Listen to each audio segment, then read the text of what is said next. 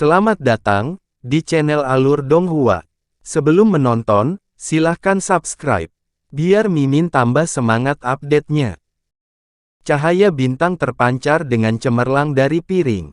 Setelah beberapa saat, itu meluas menjadi cakram cahaya selebar 10 meter. Itu berputar di udara, dan permukaannya berkelap-kelip dengan cahaya bintang keemasan yang segera berkumpul di pusatnya seperti sebuah galaksi. Setelah getaran besar, pilar cahaya keemasan setebal 1 meter meletus darinya, menembus awan kuning samar di atasnya. Gempa yang mengguncang dunia terdengar dan segera, awan di dekat pilar cahaya bergolak, menyebabkan seluruh dimensi lantai 9 berguncang. Sinar ini menerangi langit dengan rona kuning samar, menghasilkan beberapa retakan hitam dengan kolom di tengahnya. Seiring berjalannya waktu, retakan menjadi lebih besar jumlahnya dan berkumpul dengan kepadatan yang meningkat. Saat nada-nada dunia lain yang indah terdengar di udara, sebuah lorong raksasa terbuka di sekitar pilar. Cahaya pelangi seukuran kepalan tangan memenuhi udara dengan cahaya yang indah. Piring selebar 1 kaki perlahan melayang ke atas pilar emas sampai tiba di lorong. Itu berhenti di pintu masuk dan berkelap-kelip dengan cahaya keemasan, jelas milik Star Diving Plate yang dirilis Linglong sebelumnya. Di tanah, cahaya perak berangsur-angsur memudar menjadi sosok Linglong. Dia mengangkat kepalanya yang halus untuk melihat ke lorong dan sedikit kesepian terlihat di matanya. Tiba-tiba, tubuhnya kabur, tiba di atas roda cahaya saat dia perlahan melayang menuju lorong di langit. Ketika dia mendekat, sepertinya bereaksi saat mulai bersenandung. Pelat penentang bintang sedikit bergetar juga dan mulai berputar seolah menjadi bersemangat karena begitu dekat dengan lorong. Linglong samar-samar tersenyum melihat pemandangan itu dan melirik Han Li dalam-dalam. Kemudian tanpa ragu-ragu, dia mengangkat tangannya, melepaskan seberkas cahaya kuning, putih, dan merah ke arahnya. Han Li tercengang, tetapi segera melihat bahwa dia tidak bermaksud menyakitinya. Dia melambaikan lengan bajunya dan menyapu cahaya yang masuk dalam kabut biru. Cahaya 3 warna diambil ke tangannya, memperlihatkan slip giok putih, pisau darah, dan jimat penghancur dunia terakhir. Han Li merasakan hatinya bergetar, tapi dia tetap diam. Kemudian, dia mendengar desahannya dan dengan santai berkata, itu berisi informasi yang berkaitan dengan aliran roh terbalik dan simpul spasial. Ini jauh lebih luas daripada yang saya berikan pada 2 lainnya. Saya yakin Anda akan memanfaatkannya dengan baik. Saya tidak menggunakan jimat atau pedang di atas, jadi saya akan memberikannya kepada Anda. Karena akan sulit bagimu untuk meninggalkan gunung dengan harta roh yang kamu miliki, aku akan menawarkan bantuan terakhir untukmu. Sebelum Han Li menyadari apa yang dia maksud dengan bantuan, Linglong mengangkat jarinya dan menunjuk ke piring penentang bintang di atasnya. Itu mengeluarkan serangkaian cincin dan pusatnya menunjuk ke arah Han Li. Cahaya melotot darinya, melepaskan sinar yang bergeser di udara dan anehnya melengkung di depan Han Li, hanya untuk menyebar dan menutupi dirinya dan boneka mirip manusia di belakangnya. Han Li dan boneka itu menghilang tanpa jejak. Setelah selesai, Linglong berbalik dan akhirnya memasuki lorong. Saat cahaya bersinar keluar dari portal, Linglong dan Star Diving Plate diikat menjadi satu. Kemudian dengan gemuruh yang menggelegar, lorong itu menjadi kabur dan dia menghilang. Pintu masuk segera runtuh setelahnya, perlahan pecah sebelum menghilang dalam satu pancaran cahaya indah terakhir. Kemudian, kantong spasial lantai 9 dibiarkan sunyi dan hancur total. Xiang Zili, mayat Xiong, dan Lin Yinping berjalan keluar dari kedalaman pagoda penekan iblis. Pada saat Han Li menghilang, Xiang Zili melihat ke langit dan memasang ekspresi aneh. Apakah rekan Taois Xiang menemukan sesuatu? Meskipun Kor Xiong memiliki kultivasi yang relatif lebih rendah, dia memiliki dukungan yang besar dan berbicara belak-belakan karena dia tidak takut Xiang Zili tiba-tiba menjadi bermusuhan. Bukan apa-apa, Xiang Zili mengerutkan kening, memutar-mutar jari di janggutnya, mungkin saja aku salah. Saya merasa ada sesuatu yang mengganggu segel Gunung Kunlu, tetapi saya belum menemukan apapun dengan indera spiritual saya. Mayat Xiong diam-diam tersenyum dan berkata, seharusnya itu adalah fluktuasi dari pelemahan segel. Seharusnya tidak ada yang memiliki kekuatan untuk mengganggu penghalang sebesar ini. Seharusnya begitu. Ah ya, ku dengar kamu menyebutkan bahwa ini semua dihasut oleh klan Ye. Apakah mereka semua mati sekarang? Grand Elder Ye Clan adalah seorang kultivator Nas Chainsaw, jadi dia harus memiliki beberapa kemampuan. Kor Xiong dengan datar tertawa dan berkata, para kultivator klan Ye lainnya telah mati bagi iblis. Meskipun saya belum melihat Grand Elder Clan setelah saya memasuki lantai 9. Dia seharusnya mati di tangan iblis juga. Xiang Zili mendengus dan cahaya dingin berkedip di matanya, tidak masalah. Terlepas dari apakah dia hidup atau tidak, karena dia memprovokasi bencana besar, klan Ye telah kehilangan hak mereka untuk hidup. Setelah saya kembali, klan terhebat di Great Jin akan berubah. Tentunya lembah Myriad Demon Anda tidak keberatan dengan ini. Ekspresinya yang santai dan santai menjadi sangat kaku dan tanpa ekspresi. Jantung mayat Xiong melonjak dan dia menjawab, tentu saja tidak. Meskipun klan Ye memiliki hubungan persahabatan dengan lembah, mereka membuat kesalahan besar dan harus dihapus dengan segala hak. Bagus kalau rekan Daois Xiong berpikir demikian. Xiang Zili kemudian mengubah topik pembicaraan dan dengan dingin berkata, rekan Daois Lin, setelah kamu pergi, kamu harus segera kembali ke dataran. Anda telah melampaui batasan Anda, dan harus menahan diri untuk tidak mengirim lebih banyak orang ke Great Jin di masa depan. Saya mengerti. Setelah saya meninggalkan gunung, saya akan segera kembali ke dataran. Ketika Lin Yinping bertemu dengan tatapan tanpa ekspresi Xiang Zili, hatinya bergetar dan dia meninggalkan pikiran sebaliknya. Selain itu, dia masih di bawah batasan Han Li. Jika dia berhasil bertahan, sebaiknya hindari pertemuan lain untuk menghindari potensi pemaksaan. Selain itu, dia ingin kembali ke kuil langit tak berujung dan melihat apakah kultivator Nas Chainsaw akhir mereka dapat menemukan cara untuk menghilangkan batasan tersebut. Ketika Lin Yinping dengan hormat setuju, permusuhan Xiang Zili memudar dan berpikir untuk mengatakan sesuatu yang lain ketika garis putih tiba-tiba merobek udara ke arah mereka dalam sekejap. Mayat Xiong sangat terkejut dan dia bersiap untuk mencegatnya. Tapi tiba-tiba, dia merasakan udara membeku di sekelilingnya dan tekanan raksasa membebani dirinya. Xiang Zili dengan acuh berkata, rekan Taois Xiong, jangan panik. Itu adalah pembawa pesan pedang terbang dari rekan Daois Hu Sekte Iblis Surgawi. Setelah itu, Xiang Zili mengangkat tangannya dan memberi isyarat ke cahaya yang masuk. Cahaya berputar di udara sebelum jatuh ke tangannya, memudar menjadi pedang putih kecil. Mayat Xiong juga merasakan tekanan menghilang dari tubuhnya. Meskipun itu adalah tindakan yang tidak berbahaya, itu membuat tubuhnya dipenuhi keringat dingin. Xiang Zili menekan pedang di antara kedua tangannya dan menundukkan kepalanya dalam diam. Kemudian, dia melemparkannya kembali ke udara dan menghilang dalam kilatan putih.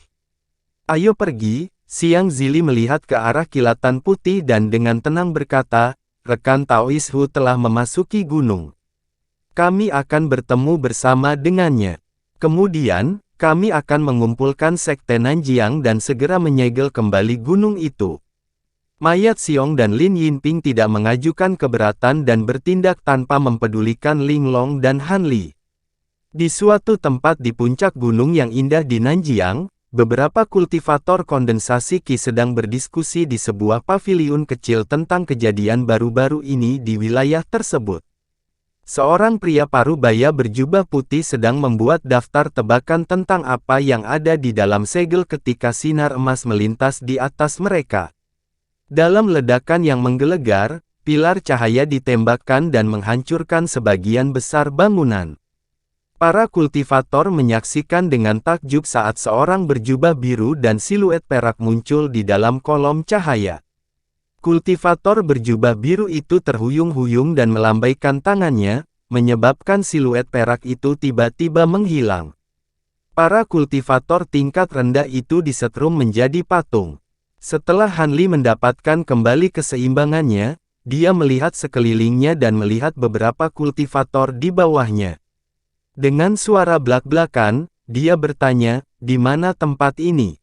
Meskipun dia berbicara dengan datar, itu membawa nada menekan. Para kultivator tingkat rendah ini akhirnya terbangun dari terkejutnya, dan mengalihkan pandangan pada Hanli.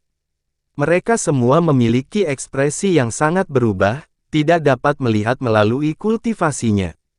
Kultivator berjubah putih memiliki kultivasi tertinggi dalam kelompok. Meskipun dalam hati dia ketakutan, dia berhasil mengumpulkan keberanian untuk mengatakan, "Ini adalah Gunung Gold Image. Bolehkah saya meminta senior untuk namanya?" Tidak menghiraukan perhatiannya, Hanli tanpa ekspresi bertanya, "Gunung Gambar Emas. Saya tidak pernah mendengarnya. Apakah kita masih di Nanjiang?" Seorang kultivator yang lebih pendek dengan cepat menjawab, "Ini adalah prefektur Zonglou Nanjiang." "Ah, begitu." Hanli mengangguk dengan ekspresi gelisah. Prefektur Zonglou adalah provinsi yang bertetangga dengan prefektur Puyun tempat Gunung Kunwu disegel. Tampaknya dia belum berteleportasi jauh. Beberapa kultivator kondensasi Qi di ruangan itu adalah liar atau dari klan kecil. Ketika seorang kultivator bertubuh sangat tinggi muncul di hadapan mereka, mereka merasakan napas mereka menjadi pendek. Mereka tidak dapat melihat melalui kultivasinya, yang berarti dia setidaknya berada pada tahap formasi inti. Dalam keadaan normal mereka tidak memiliki kualifikasi untuk berbicara ke arah kultivator tingkat tinggi dan hanya bisa melihat mereka dari kejauhan. Ekspresi Hanli rileks setelah mendengar bahwa dia masih di Nanjiang dan dia menyapu lengan bajunya, melepaskan beberapa garis biru yang masuk ke masing-masing tubuh kultivator. Mereka diam-diam jatuh ke tanah, tidak berdaya untuk melawan. Hanli lalu diam-diam melambaikan tangannya, memanggil salah satu dari mereka ke dalam genggamannya. Dengan jari-jarinya melingkari tengkoraknya, cahaya biru mulai bersinar darinya. Sesaat kemudian, cahaya memudar dan kultivator jatuh dari tangannya. Dia kemudian melakukan hal yang sama kepada mereka yang lain. Setelah beberapa waktu, Hanli selesai dengan pekerjaannya. Ketika yang terakhir jatuh ke tanah, dia melirik mereka dan bergumam, "Akan jauh lebih mudah untuk membunuh mereka, tapi aku tidak sekejam itu." Mereka beruntung menukar kenangan untuk hidup mereka. Dengan mengatakan itu, Hanli memastikan sikapnya sebelum menembak dalam garis biru. 2 jam kemudian, semua kultivator bangun. Menyadari mereka telah jatuh pingsan, semua berteriak. Meskipun tidak ingat apa yang terjadi, ketakutan tetap ada dan mereka berangkat dari gunung secepat mungkin.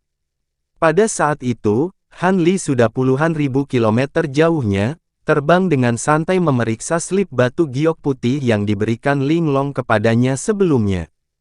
Tidak lama kemudian, dia menghela nafas dan menyingkirkan slip itu, diam-diam tenggelam dalam pikirannya.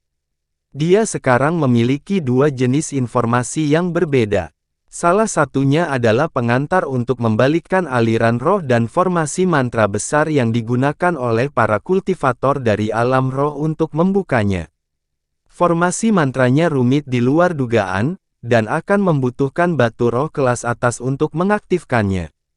Kuantitas yang disebutkan membuatnya kehilangan kata-kata. Bahkan jika formasi itu tidak cocok untuk digunakan di alam fana, jika dia menelitinya dengan keras, mungkin saja dia bisa membuat versi yang disederhanakan.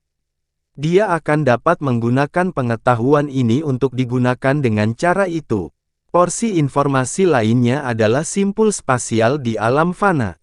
Tidak hanya menyebutkan area di mana mereka dapat dengan mudah ditemukan, tetapi ada lebih dari selusin simpul spasial yang disebutkan di masa lalu dengan masing-masing lokasinya dicatat dengan sangat rinci. Xiang Zili dan Kor Xiong hanya diberi informasi tentang beberapa. Saat dia terus merenung, senyum tipis muncul di wajahnya yang termenung. Terlepas dari betapa pentingnya isi slip itu di masa depan, perhatiannya yang paling mendesak adalah meningkatkan kultivasinya ke tahap Naschen Sol akhir. Lagi pula, node spasial hanya dapat digunakan jika dia berada di tahap awal transformasi dewa. Saat itulah jiwa yang baru lahir akan dipadatkan ke titik di mana seseorang tidak akan memiliki apapun untuk ditakuti dari gangguan spasial node. Jika tidak, seseorang akan menghadapi kematian. Sekarang setelah dia memperoleh pil budidaya baru lahir dan metode untuk melarutkan segel kutukan jiwa, yang dia butuhkan sekarang hanyalah pil obat tambahan untuk melarutkan kutukan. Pil es yang mendalam adalah obat yang dikaitkan dengan es seperti halnya pil jiwa salju, tetapi bahan utamanya adalah bunga es yang mendalam. Perbedaan ini penting karena bunga itu sangat langka. Itu hanya tumbuh di es yang dalam selama ribuan tahun dan akan meleleh segera setelah dipetik, benar-benar menghilangkan kekuatan obatnya. Selain betapa langkanya, mereka juga sangat diminati. Banyak sekte yang menanamnya menggunakan bunganya begitu muncul. Ini hampir tidak pernah terlihat di lelang manapun. Sementara obat untuk melarutkan kutukan tidak ada di tubuh Old Devil Qian, itu pasti ditemukan di suatu tempat di sekte Yin Shifting. Namun, Han Li tidak yakin bahwa dia akan dapat menyerang markas salah satu sekte terbesar di Great Jin. Belum lagi jumlah kultivator di dalamnya. Pembatasan besar sekte itu sendiri akan menghentikannya untuk pergi sendirian. Lagi pula, ada perbedaan besar antara beberapa formasi tak berawak dan formasi yang dikendalikan oleh kultivator. Menurut formula Profound Ice Pill, bunga itu dapat diganti dengan obat-obatan yang mengandung es lainnya, tetapi itu akan menyebabkan penurunan efektivitas yang sangat besar. Karena Han Li memutuskan untuk tidak membiarkan masalah terjadi secara kebetulan, dia memutuskan untuk melakukan perjalanan ke daerah glasial. Karena itu, dia berencana menuju ke Istana Malam Utara Bai Yaoyi. Istana itu terletak di North Night Island, tempat yang terkenal dengan hawa dinginnya yang tiada henti. Tentunya dia akan dapat menemukan bunga es yang mendalam di sana. Selain itu, dia penasaran dengan Glacial Quintessence dan ingin melihat apakah istana berhasil memperoleh Pure Sun Flame Essence. Bagaimanapun, sekte tersebut telah mengadakan Glacial Quintessence selama ribuan tahun. Jika mereka tidak memilikinya, setidaknya mereka pasti mengetahui keberadaannya. Tentu saja, Han Li tidak akan langsung menuju ke North Night Island. Dia ingin mencari tempat untuk bersembunyi sampai gumaman Gunung Kunwu terdengar. Selain itu, dia memiliki masalah mendesak yang harus diperhatikan, yang bisa memakan waktu beberapa tahun. Dengan pemikiran itu, Han Li mengambil keputusan dan berbelok ke utara. Sepanjang jalan, dia melewati selusin provinsi, akhirnya tiba di wilayah Suang yang sangat luas. Meskipun wilayah itu bukan yang paling utara di Kekaisaran Jin, mungkin saja tanah itu dipenuhi salju sejauh mata memandang. Itu adalah wilayah yang jarang orang dan memiliki lebih sedikit gunung roh atau urat roh, dengan kualitas yang lebih rendah dari tempat lain. Sekte Jin besar jarang memantapkan diri di wilayah tersebut, menyisakan beberapa klan dan banyak kultivator liar. Meskipun wilayah itu berkualitas buruk, cakupannya sangat luas dan menduduki peringkat 5 besar untuk ukuran dari 26 wilayah kabupaten di Great Jin. Ketika beberapa bahan dan obat-obatan yang dikaitkan dengan es tumbuh di sana, itu juga tempat orang-orang dengan teknik kultivasi yang dikaitkan dengan es berkumpul juga. Dengan menarik dukungan dari ki glasial yang konstan, mereka dapat meningkatkan kultivasi mereka. Dan jika mereka melawan kultivator yang menggunakan teknik elemen lain, mereka akan diuntungkan. Di tempat-tempat sebelumnya, apakah itu selatan surgawi atau lautan bintang tersebar, mereka memiliki 4 musim yang tersebar sepanjang tahun. Dia jarang pergi ke daerah yang hanya memiliki satu jenis iklim. Tetapi setelah mencapai tahap kultivasinya saat ini, tubuhnya sekarang mencapai tingkat di mana dia tidak perlu takut akan hawa dingin. Dia bahkan bersemangat melihat hamparan salju yang luas, tetapi keajaiban itu segera menjadi redup. Sepanjang jalan, dia bertemu dengan beberapa orang lainnya, tetapi dia menjaga jarak agar tidak terdeteksi oleh mereka, tugas yang sepele. Dalam 5 hari memasuki wilayah Suang, Han Li berhenti di pegunungan yang sepi.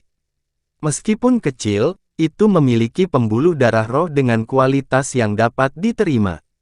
Saat dia melayang di udara, dia merasakan ki spiritual gunung yang padat dan mengangguk puas. Kemudian dengan mendengus dingin, dia terbang turun dengan momentum yang besar dan memasuki puncak gunung. Tindakan Han Li menyebabkan getaran yang sangat besar yang samar-samar menuruni gunung. Beberapa binatang kecil bahkan terlempar ke udara dan jatuh pingsan. Bahkan beberapa kultivator yang berkultivasi di gunung menjadi kacau dan berteriak panik. Mereka merasakan tekanan besar yang membebani tubuh mereka dengan beberapa orang merasa sulit bahkan untuk mengangkat diri dari tanah. Mereka yang lebih kuat bahkan merasa sulit bernapas seolah berada di bawah batasan. Setelah itu, 3 seberkas cahaya terbang dari berbagai wilayah gunung dan langsung terbang ke arah Han Li. Ketika Han Li melihat mereka datang, tubuhnya bersinar dengan cahaya biru dan penampilannya kabur, segera mengubahnya menjadi seorang lelaki tua jahat dengan janggut kambing. Karena tubuhnya bersinar dengan cahaya, dia tidak takut bahwa para kultivator yang mendekat telah melihat sesuatu.